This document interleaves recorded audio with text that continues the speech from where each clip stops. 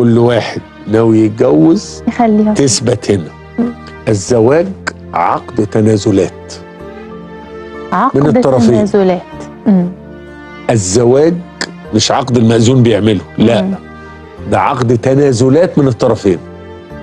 تنازلتوا هتعيش كويس جدا جدا. انما بقى مسكت لي على الواحده هتتفركش الحياه. صحيح.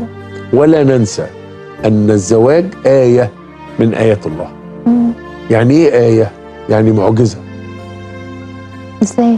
معجزة. عايزة تشوفي العجب.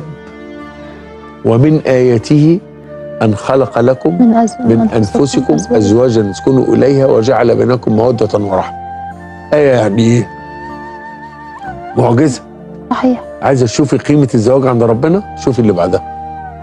ومن آياته أن خلق لكم من أنفسكم أزواجا لتسكنوا إليها وجعل بينكم مودة ورحمة. مودة ورحمة. الآية. بصي اللي بعدها بقى. ومن آياته خلق السماوات والأرض. سبحان الله. تصوري خلق السماوات تيجي بعد 2 بيتجوزوا. فإذا ما فهموش كده كل زوج وزوجة إن أنت مش عايش بستارتك ولا بجمالك ولا بفلوسك، أنت عايز بالمعجزة. إذا ربنا سحب المعجزة عيش بقوانين الدنيا. طب اتشخر بالليل طلع، أنت زودتي الملح في الأكل عايزة تموتيني. دي قوانين الدنيا. لكن أنت عايش بمعجزة.